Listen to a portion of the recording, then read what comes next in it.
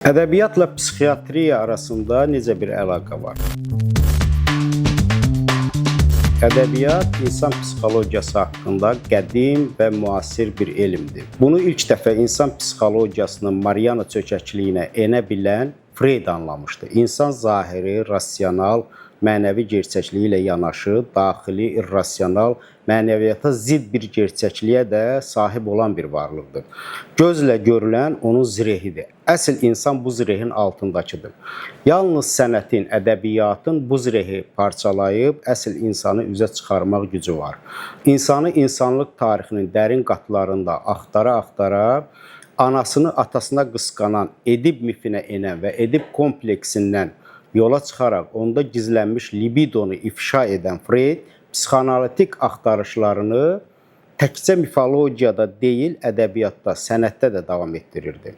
Onun müxtəlif vaxtlarda yazdığı Leonardo da Vinci'nin uşaqlıq xatirəsi, Michelangelo'nun Musası, Dostoyevski'də Ata qatilliyi adlı yazıları insanın iç qaranlıq dünyasına tutduğu fənər idi. Bu fənərin işığında insanın daxilində şuursuz, amma canlı bir dünyanın varlığı və bu şuursuzluğun şuuru yönləndirdiyi açıq-aydın görünürdü. Həyatda var olan bütün insanlar kimi sənətdə, ədəbiyyatda var olan bütün insan obrazları da analizandır. Yəni şuursuz bir keçmişə sahibdir və bu keçmişin təsiri altındadır. Freud insanın bu şuursuz keçmişinə yalnız sözlə enməyin mümkünlüyünü iddia edirdi.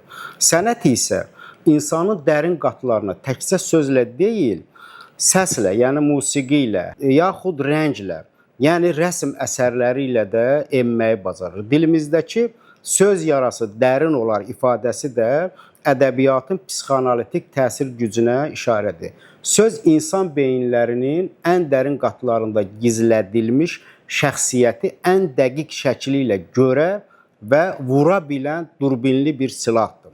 Heç bir insanın ədəbiyyatın nişangahından qaçmaq şansı yoxdur. Əgər bir insan yazarın müşahidəsi altındadırsa, o artıq bütün varlığı ilə çılpaqdır. Ədəbiyyatın gülləsinə tuş gələcək. Yaralamayan sənət, sənət deyildir. Freudin aidi libido dediyinə Jung arxetip deyir. Arxetipi isə kollektiv keçmişin psixi mirası adlandırır. Arxetipi ədəbiyyatın dilinə tərcümə etmək o deməkdir ki, hər bir insan hansısa bir kollektivin DNK hüceyrəsi kimidir. Yalnız özü özündən ibarət olan bir insan yoxdur. Hər birimiz nəhəng bir izdihamdan ibarətik. Bu gözə görünməz izdihamın həm milli, həm bəşəri olan iki sifəti var. Ədəbiyyat bu sifətləri göstərən bir güzgüdür. Don Kixot, Kustar orta əsrlərlə yeni sənaye çağı arasında vurnuxan bütün İspan xalqını təmsil edirdi. Raskolnikovda bütün ruslara xas olan nələrsə vardı. Robinson Crusoe insansız adada tək qalmış İngilis xalqı idi.